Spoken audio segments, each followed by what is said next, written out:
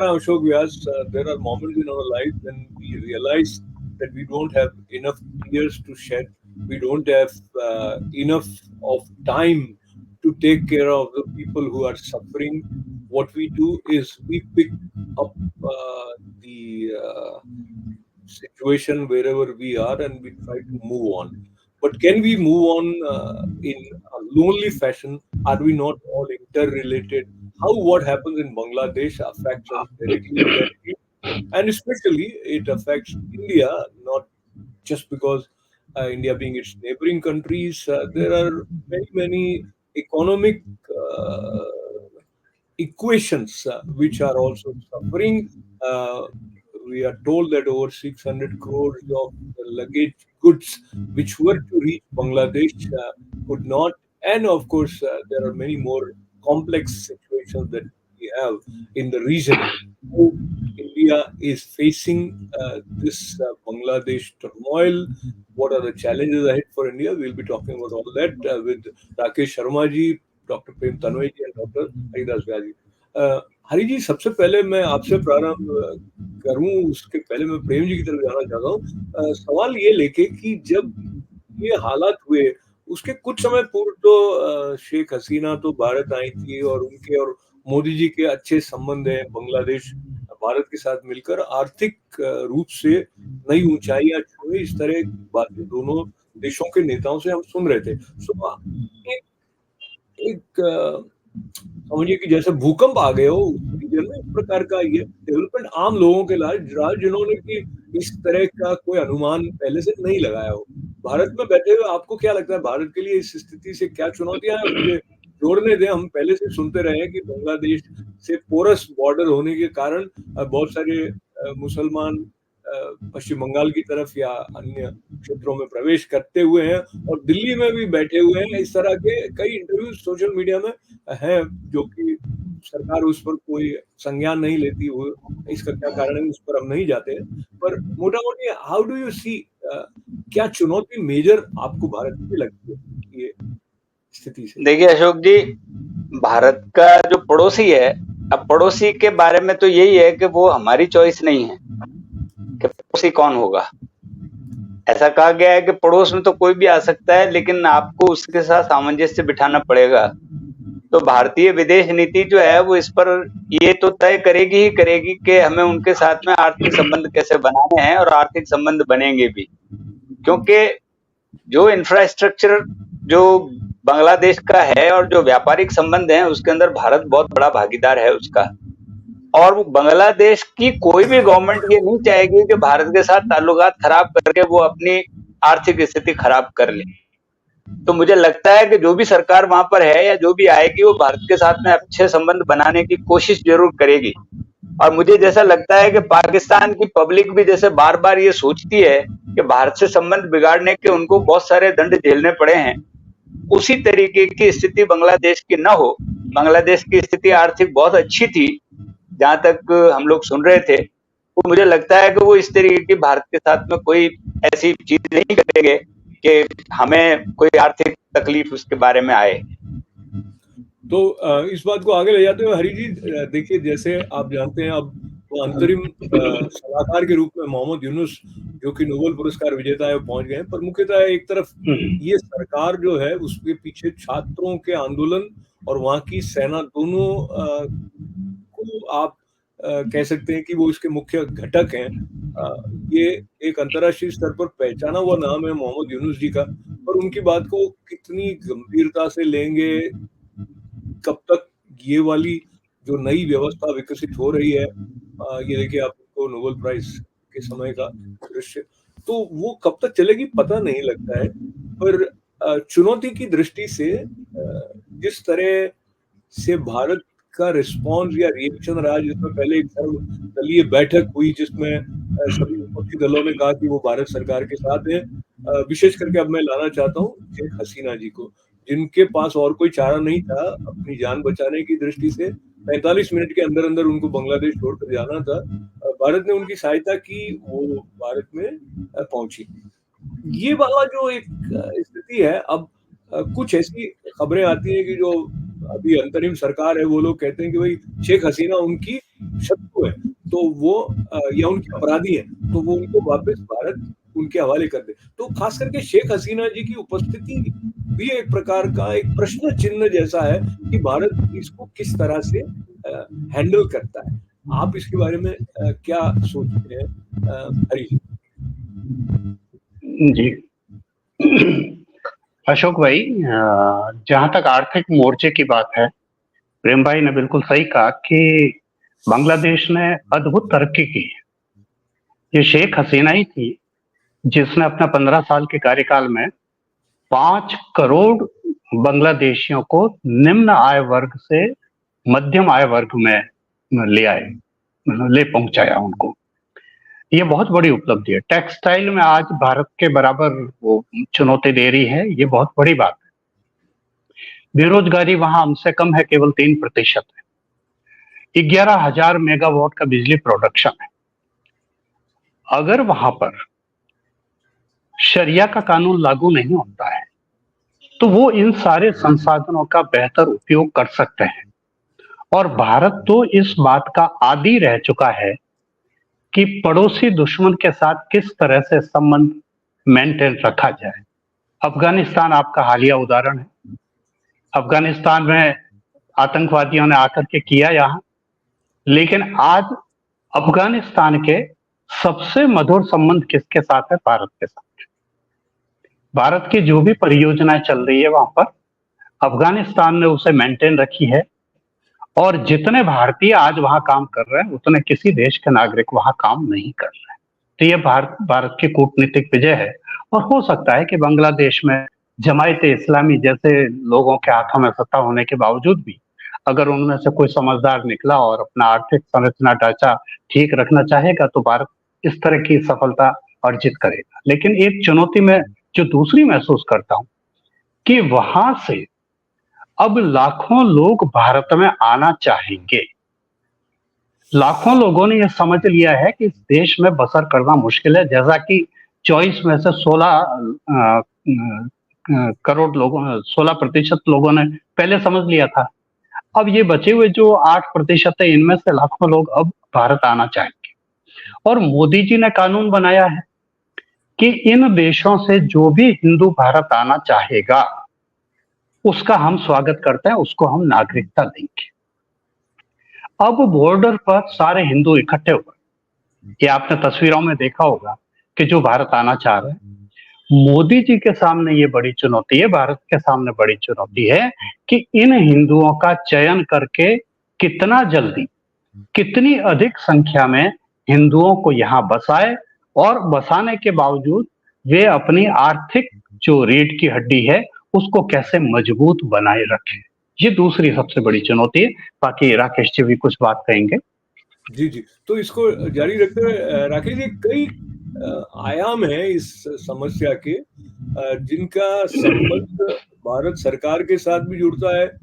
जिस प्रकार से मीडिया इस बात का विश्लेषण करके बताता है, जिस प्रकार से विपक्षी दल अपनी संवेदनाओं को उजागर कर रहे हैं, वो सारी बातें।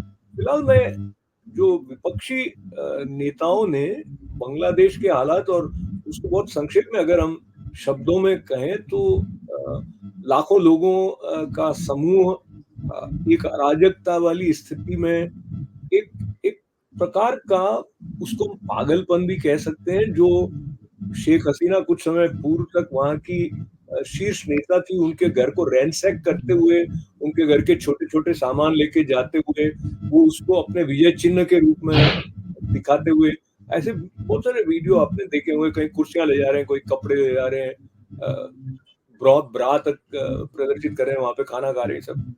तो इसी तरह के हालात वहां के संसद में भी हुए। तो जो अराजकता की स्थिति है उसका अपना एक उन्माद होता है।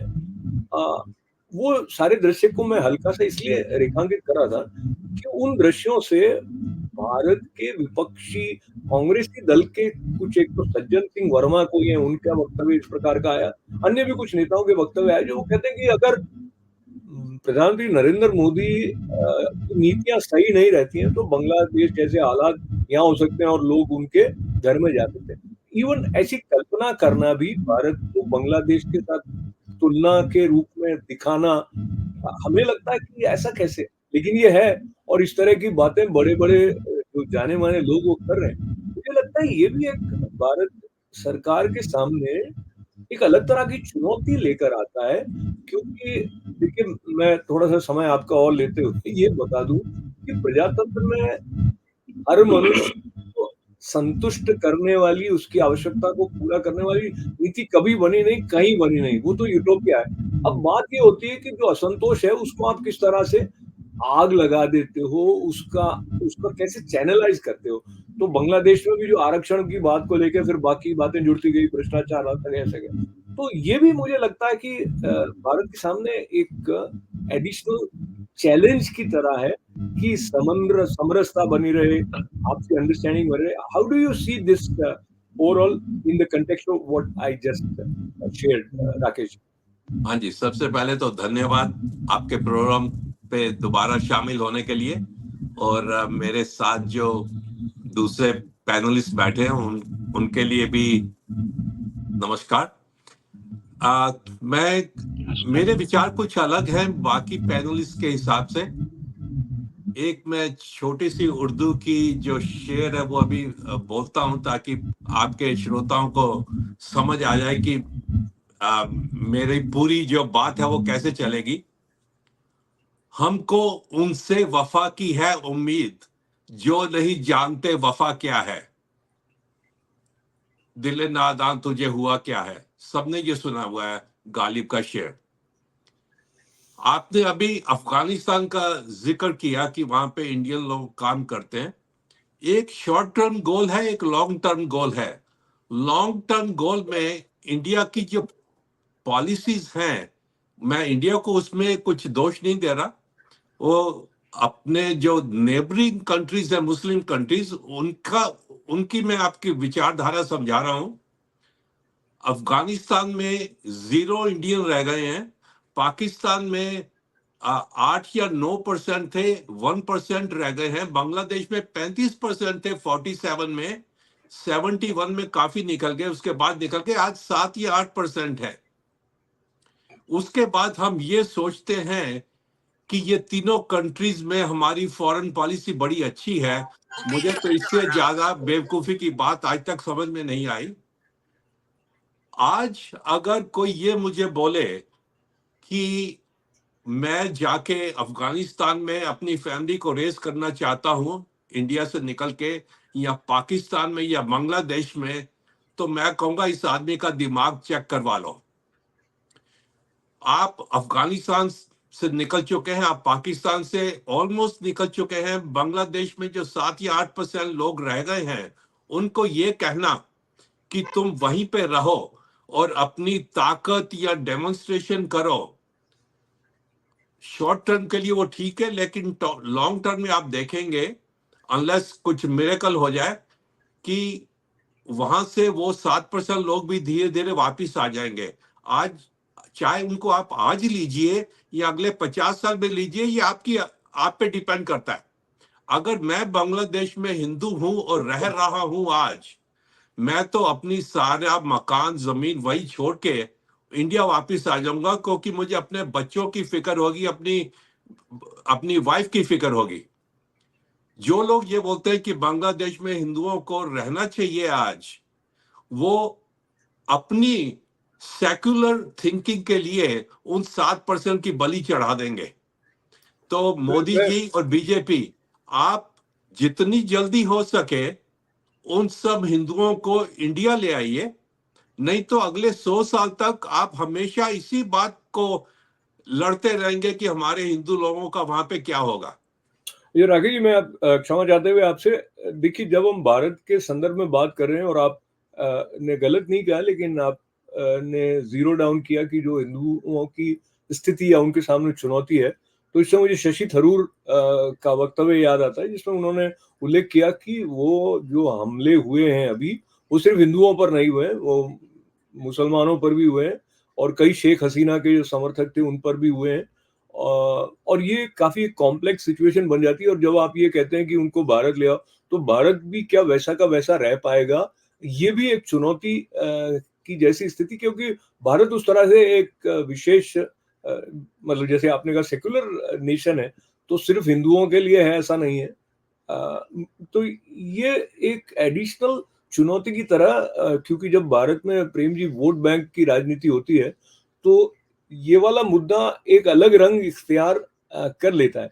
बहरहाल आपको क्या लगता है, भारत सरकार अभी वेट एंड वॉच कर रही है, या इस स्थिति में जैसे कि मोदी जी का ट्वीट था कि वहां पर शांति बहाली हो और अल्पसंख्यकों का ध्यान रखा जाए, और कोई कोई ऐसा प्रोएक्टिव स्टेप भारत सरकार की तरफ से इस हालात में लिया जा सकता है क्या, लिया जा रहा है क्या? क्योंकि कई लोगों ने ये चिंता जताई है कि वहाँ के अल्पसंख्यकों के हालात खराब हैं, और कई लोग वहाँ फंसे हुए भी होंगे, समझो कोई गए हुए होंगे किसी व्यापार के लिए वगैरह, तो कई बार हम सुनते थे कि भाई वहां से वो बचा के ले आए भारतीयों को।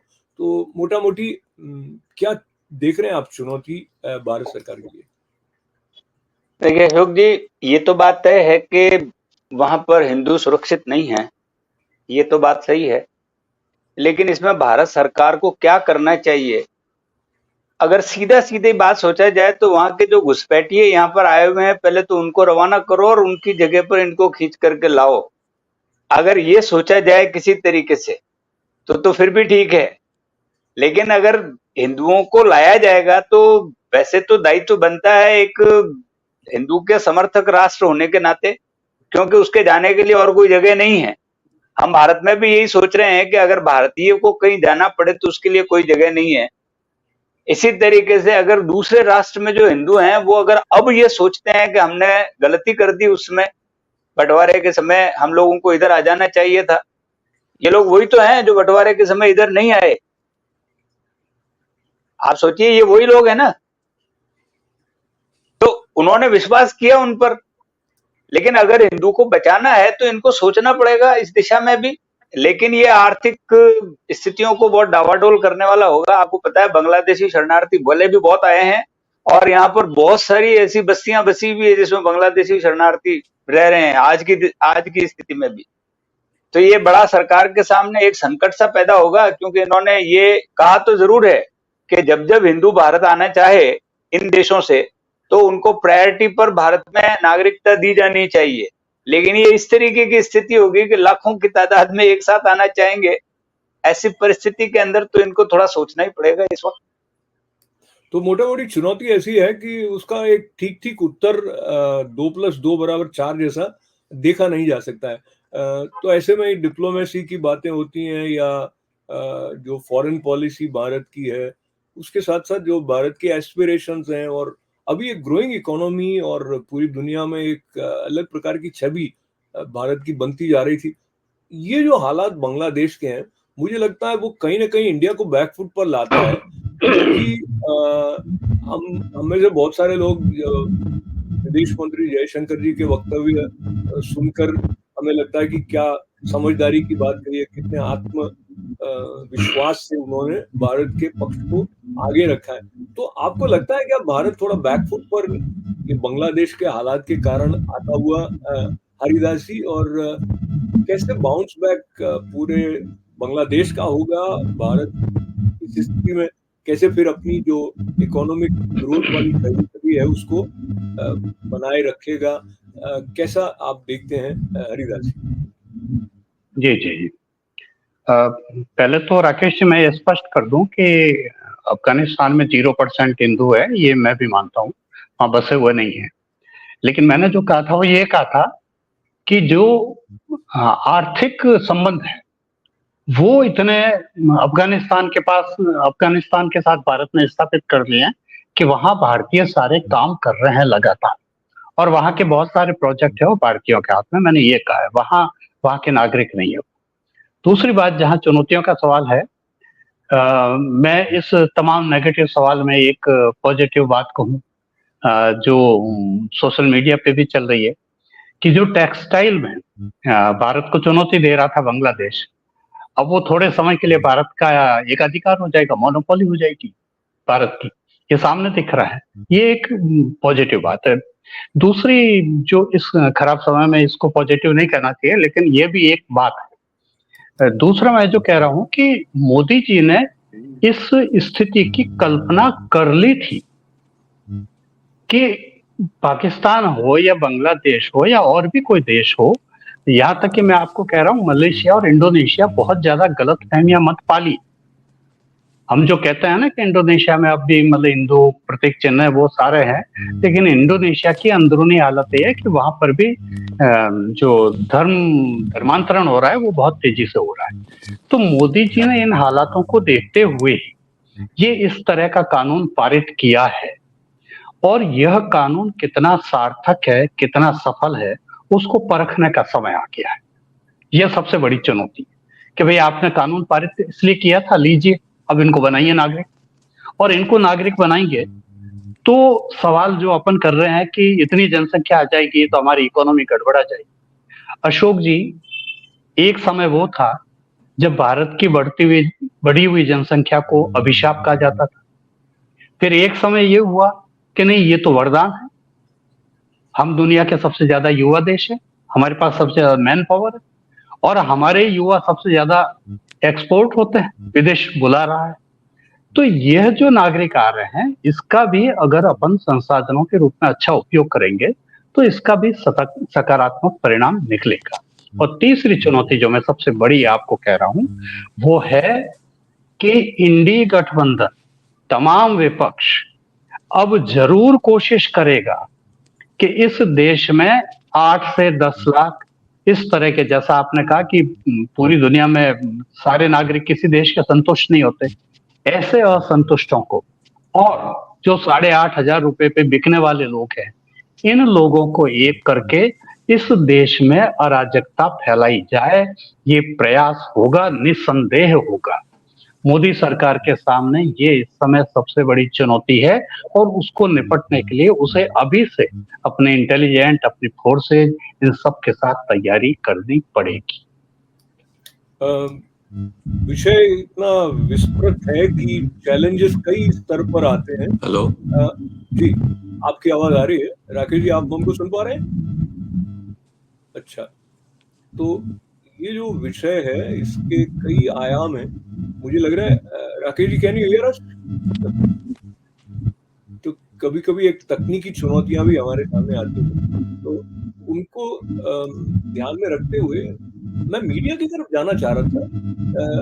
एक तो इन दिनों अधिकतर समाचारों का हमारा जो स्रोत है वो सोशल मीडिया हो जाता है, और कई लोग खुद अपने जो हालात हैं वहाँ के उसके वीडियो लगाते हैं। उससे पता चलता है कि कितनी विभत्स स्थितियां हैं और कितना विवश कई निर्दोष लोग अपने आप को स्थितियों में पा रहे हैं। मीडिया के रोल के बारे में आप क्या कहना चाहेंगे? क्या जो त्रासदी वहां पर कई लोग भोग रहे हैं, उसके बारे में ठीक-ठीक सूचनाएं पहुंच पा रही हैं? जो नैरेटिव बनता है वो लॉन्ग टर्म इफेक्ट उसका होता है। उस दृष्टि से प्रेम जी, क्या देख रहे हैं आप हालात भारत में बांग्लादेश की स्थिति को लेकर? देखिए, मीडिया बराबर दिखा रहा है कि वहां पर हिंदुओं पर अत्याचार हो रहा है, मीडिया बराबर दिखा रहा है, और मीडिया ये भी दिखा रहा है कि ऐसी परिस्थितियों में जितनी बहस चल रही है उसके अंदर बांग्लादेश के ये हालात क्यों हुए, ऐसे हालात भारत में हो सकते हैं क्या, इसको विश्लेषण करने का पूरा प्रयत्न किया जा रहा है।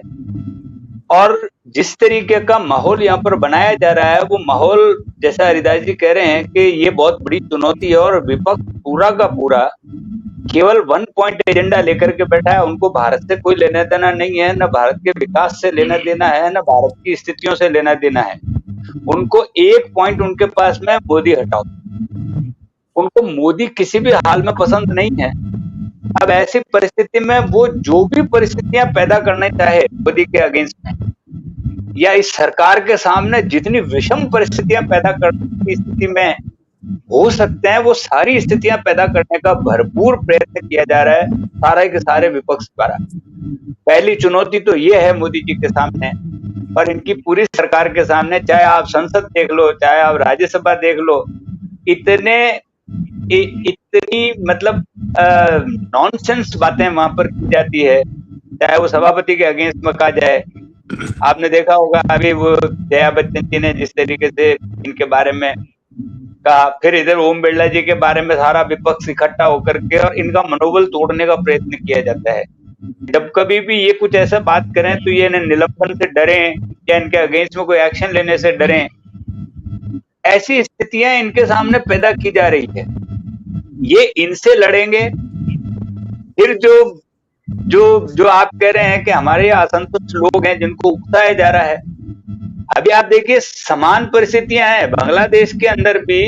जो आरक्षण का कोटा था, हाँ, हसीना हटाओ 1 पॉइंट प्रोग्राम, और जैसे ही सुप्रीम कोर्ट ने आरक्षण का मसला लेकर के इसको शुरू किया, वही स्थिति भारत में भी सुप्रीम कोर्ट ने आरक्षण के लिए एक शगुफा छोड़ दिया कि इसको कोटे में जो है ये किया जाए। आप देखिए कि वो सारे लोग मिले हैं और मोदी जी इस चीज को समझ गए हैं कि इस चीज को ये भुनाएंगे, इसलिए उन्होंने इसको मानने से अपनी खारिज करने की योजना भी बना ली है। तो मैं ये कहना चाह रहा हूं कि सब तरह से ये थिंक टैंक बैठ करके सोच रहा है इन विषम परिस्थितियों से कैसे पार पाया जाए। जी, समय तो की सीमा सारे है, खेत में जारी है। हाँ, 2 मिनट का बिल्कुल, समय, 1 बिल्कुल। मिनट में मैं दोनों के कंक्लूडिंग रिमार्क्स लेना चाहूंगा। हरिदास जी, अगर आप मोदी जी को सलाह देने की स्थिति में हो तो क्या आप सलाह उनको दें? जी, मैं मोदी जी को पहले सलाह तो ये दूंगा कि जो भी बांग्लादेशी आने वाली संभावना है, उस संभावना को बिल्कुल स्वीकार करते हुए संसाधनों का विकास किया जाए। जो मेक इंडिया का जो एक उनका नारा है, उसको और ज्यादा मजबूत किया जाए, उसको और ज्यादा व्यापक किया जाए। नंबर 2 बात कि वो अपने सारे शासन तंत्र को, सारे खुफिया तंत्र को इतना मजबूत करें कि इस तरह की कोई भी हलचलें हो तो उसे कैप्चर की जा सके और उसे उसी समय कंट्रोल किया जा सके। और नंबर 3 है कि वह सोशल मीडिया पर काबिज हो। माफ करें, ये चुनाव हारने का या कम सीटें आने का सबसे बड़ा कारण जो रहा है, वो सोशल मीडिया के क्षेत्र में विपक्ष बहुत आगे रहा और वो बहुत प्रभावशाली रहा। और जो जी न्यूज की जेनिया जो रोबोट है, उसने जो भविष्यवाणी की वो आप देखिए सही निकली। 147 सीटें ऐसी है अशोक जी, जो 2000 के अंतर से, कुछ सीटें तो 50 के अंतर से बीजेपी जीती है। ये सारी सीटें आपके हाथ से जा सकती हैं। समय की सीमा को सम्मान करते हुए आपको बहुत धन्यवाद करते हुए राकेश जी, बहुत संक्षेप में प्रश्न जो मैंने हरिदास जी ने किया, अगर आप इस स्थिति में हो कि अमित शाह जी को आप कुछ सुझाव देने की संवाद बन रहा हो, तो क्या आप उनको कहेंगे भारत के गृह मंत्री? सबसे पहली मुझे जो वीकनेस दिखती है बीजेपी के अंदर, लैक ऑफ कम्युनिकेशन। अगर मैं मोदी फैन नहीं होता तो मुझे पता भी नहीं चलता कि मोदी जी हमारे साथ में है कि हमारे अगेंस्ट में। They need to hire a person who can communicate with Indian people. Modi and Amit Shah are close to zero when it comes to communication. You may not agree, but that's my experience. Number 2, मैं आपसे असहमत होने की अनुमति चाहता हूँ, क्योंकि मुझे 0% तो नहीं लगता है, लेकिन उसमें इम्प्रूवमेंट तो किया ही जा सकता है। नहीं, almost 0%. That's why CAA failed. That's why a lot of things failed in India, क्योंकि कम्युनिकेशन बहुत पुअर है मोदी जी का। मैं कम्युनिकेट आप तीनों को धन्यवाद के साथ ये करना चाहता हूँ कि आपकी बात से ये निकल कर आता है कि नैरेटिव बिल्डिंग जो है वो आज के समय में बहुत महत्वपूर्ण है। तो बाकी बातों के अलावा ये भी एक महत्वपूर्ण चुनौती है कि अपनी बात को ठीक तरह से पहुंचाया जाए, ताकि उसका वो असर हो जो अपेक्षित है। राकेश जी का, हरिदास जी का और प्रेम जी का बहुत बहुत आभार व्यक्त करते हुए सबके कल्याण की कामनाएं अशोक व्यास को अनुमति दें। नमस्कार। नमस्कार।